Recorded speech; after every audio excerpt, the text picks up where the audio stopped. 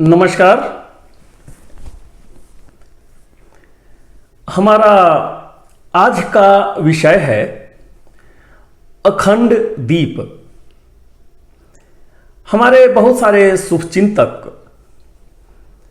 हमसे पूछे कि जब भी हम कोई पूजा पाठ करते हैं तो हम अखंड दीप जलाते हैं।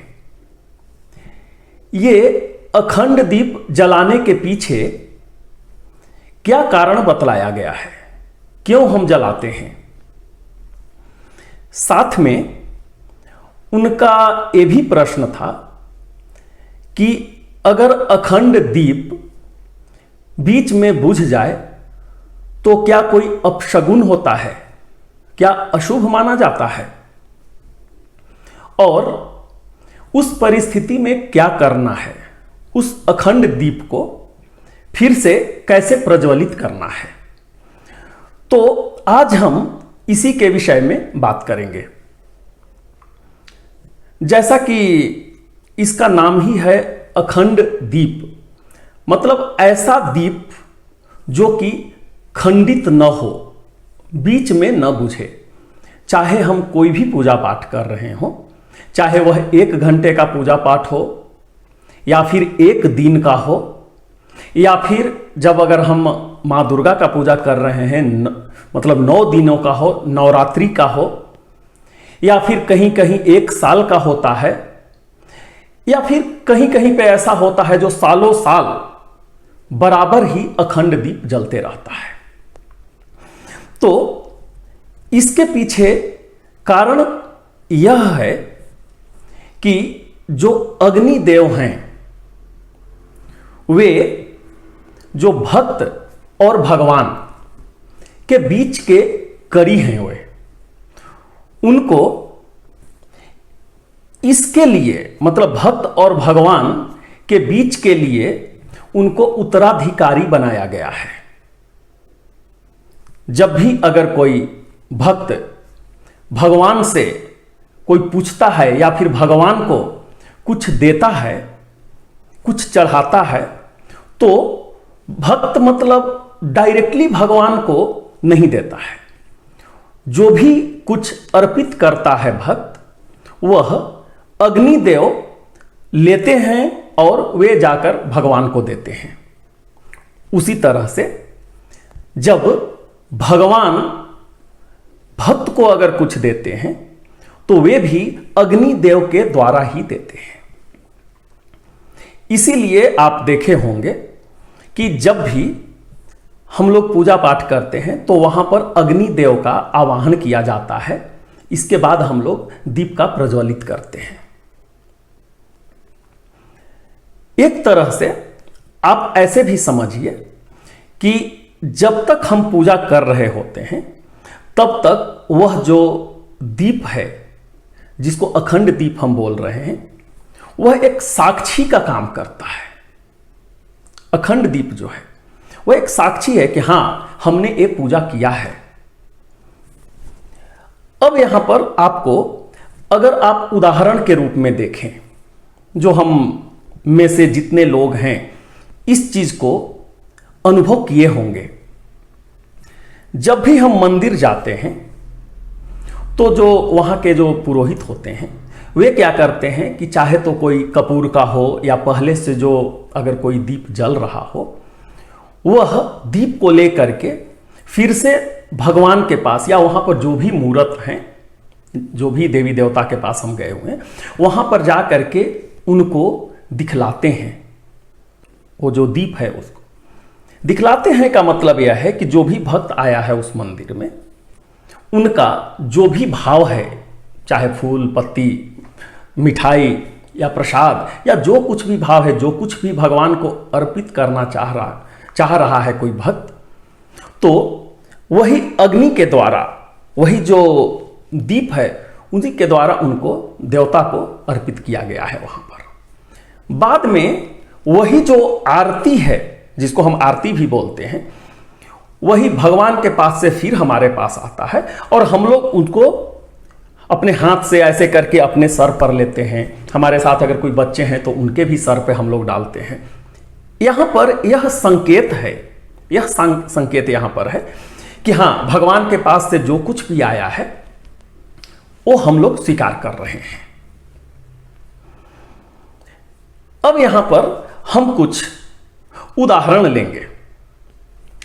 अच्छा, इसके पहले आप ऐसे भी समझिए कि कोई भी पूजा पाठ के बाद में हम लोग हवन करते हैं, जिसको होमा भी बोला जाता है। तो जितना भी हम पूजा करते हैं वो सब चीज को लेकर के हम लोग स्वाहा बोलते हैं। जब भी हम अग्नि देव में जब हम होमा करते हैं, मतलब अग्नि देव में अगर हम कुछ वहां पर डालते हैं तो हम लोग स्वाहा बोलते हैं।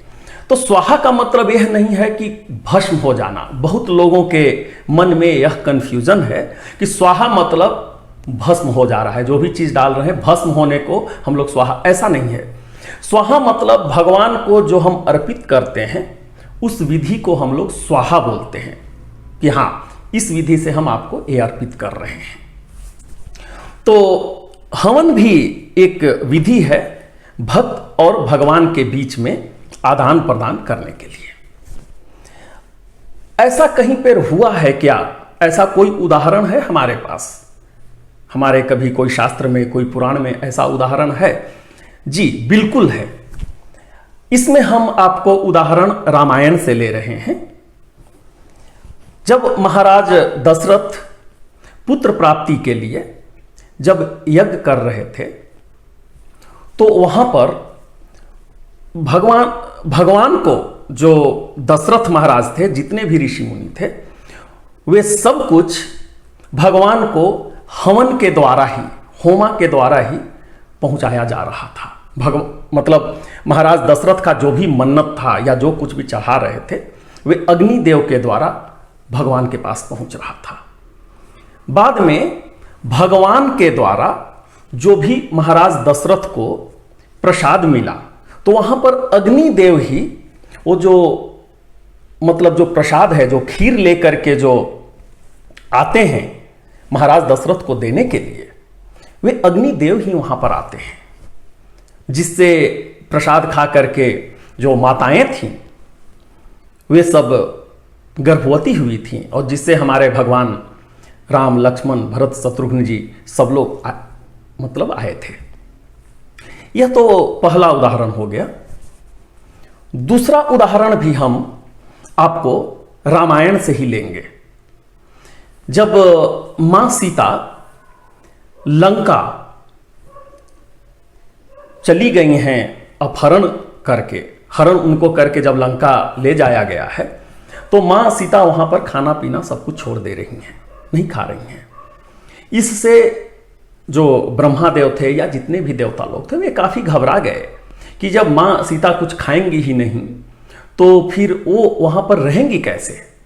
जो भी जितना भी प्लान किया हुआ है अभी तक का वह सब फेल हो जाएगा।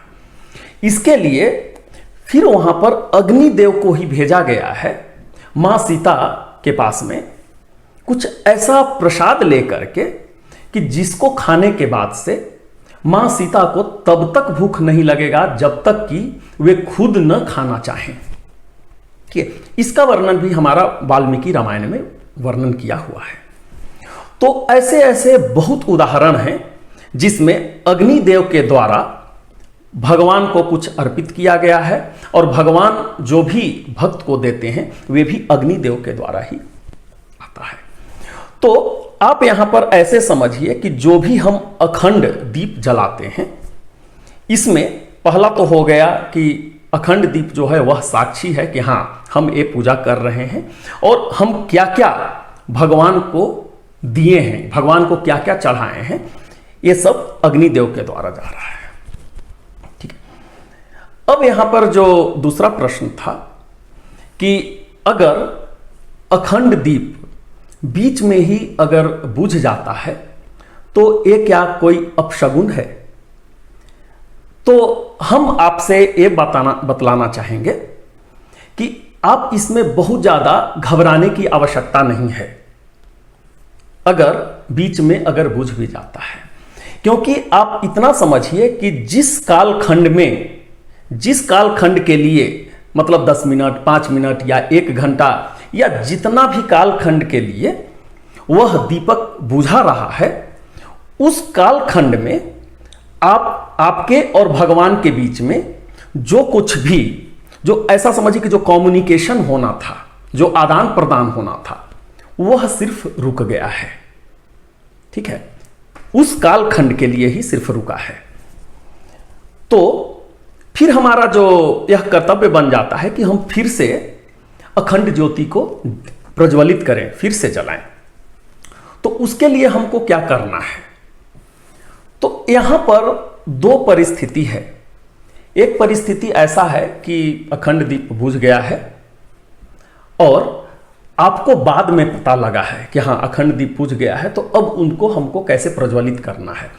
तो उसके लिए फिर से वही विधि आपको अपनाना है, फिर से आपको अग्निदेव को आवाहन करना है और जो भी कर्मकांड है वहां पर वो करके फिर से प्रज्वलित करना है। तो फिर से यहां से लिंक जुड़ जाता है भक्त और भगवान के बीच में। ये तो हो गया पहली परिस्थिति। दूसरा परिस्थिति ऐसा है कि दीप जल रहा है लेकिन हमको ऐसा शंका है कि शायद बुझ न जाए और मन में एक घबराहट है कि कहीं बुझ गया तो हम क्या करेंगे फिर। तो उसके लिए क्या करना है कि आपको एक दूसरा दीपक रखना है साथ में और वह दीपक को, जो अखंड दीप है, उसी दीपक से आपको जला करके रखना है। तो यहां पर ऐसा मतलब माना जा रहा है कि जो अखंड दीप है उसी का अग्नि को इस्तेमाल करके हम दूसरा एक दीप जला लिए हैं, मतलब एक स्थान से दूसरे जगह हम परिवर्तित किए हैं उनको। ठीक है, बाद में जो हमारा अखंड दीप है उसका दीप को, मतलब उसका जो बत्ती होता है उसका हम लोग जितना चाहिए उतना हम लोग बदल सकते हैं उसको, और बाद में जो यहाँ पर दीप जल रहा होता है इस दीप से फिर से उसको प्रज्वलित करना है। तो इस तरह का विधि है। इसको किस तरीका से हमको मतलब उसको फिर से जलाना है। अब यहां पर आप ये भी समझने का कोशिश कीजिए कि अगर हम नहीं दीप जलाएंगे तो क्या होगा। ठीक है, मतलब अभी जल रहा था, बाद में नहीं जलाएंगे तो क्या होगा वहां पर? यही होगा कि हमारा जो कम्युनिकेशन है, मतलब भक्त और भगवान के बीच का जो कम्युनिकेशन है वह एक टूटा हुआ स्थिति में रहेगा। मतलब जो भी हम पूजा पाठ करेंगे उसका फल प्राप्त नहीं होगा। तो इस विधि से हमारा जो बुझा हुआ जो दीपक है उसको हम लोग जलाते हैं। और यह भी हमारा बतलाया गया है कि जब भी अखंड दीप जले वहां पर जो भी साधक है उसको सदा वहां पर रहना है और यह ध्यान देना है कि वह बुझे नहीं। ठीक है, तो हम उम्मीद करते हैं कि यह विषय आपको पसंद आया होगा। और अगर आपके मन में किसी प्रकार का कुछ प्रश्न है तो आप हमारे कमेंट सेक्शन में जाकर के अपना प्रश्न लिखिए, हम उसका उत्तर देने का कोशिश करेंगे। और हम ये भी चाहेंगे कि आप हमारे चैनल को सब्सक्राइब कर लीजिए ताकि जब भी कोई नया विषय आए वह सर्वप्रथम आपके पास पहुंचे। तो हम बहुत ही जल्द आपके समक्ष नए विषय के साथ प्रस्तुत होंगे। तब तक के लिए हम आपसे विदा लेते हैं। बहुत बहुत धन्यवाद। नमस्कार।